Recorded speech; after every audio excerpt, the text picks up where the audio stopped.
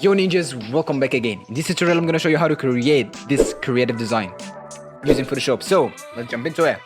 Okay guys, once you have your image, type the text that you want, adjust it to the image, go to text layer, convert it to smart object, right click on the text, then follow the process.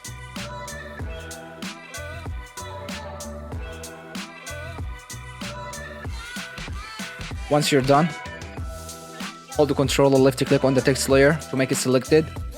Choose the image layer, create new mask, hide the text layer, choose the mask, select brush tool, and start to paint like this.